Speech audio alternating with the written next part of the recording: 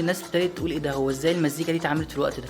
يعني ازاي المزيكا دي المتطوره دي اتعملت سنه 2003؟ انت لو سمعت الالبوم ده دلوقتي هتحس ان ممكن ينزل في اي وقت، ممكن ينزل 2025 2026. الالبوم ده كان فيه حاجات كتير قوي غريبه اصلا، يعني من بدايه من البوستر.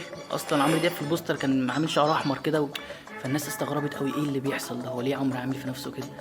الالبوم ده برضو ما كانش طارق مدكور ما اشتغلش فيه، ودي كانت حاجه غريبه لان كان كل الالبومات اللي قبليها كان طارق مدكور دايما بيشتغل فيه.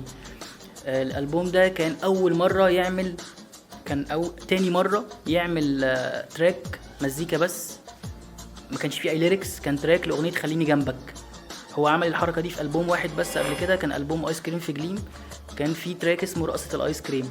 لكن الالبوم ده عمل فيه تراك كان اسمه خليني جنبك انسترومنتال، والتراك ده كان فيه اطول سولو الكتريك يعني اتعمل في اغاني عمرو كلها، في تاريخ عمرو دياب كله. يعني كان اللي عامل السولو الكتريك ده كان اوسو ده دلوقتي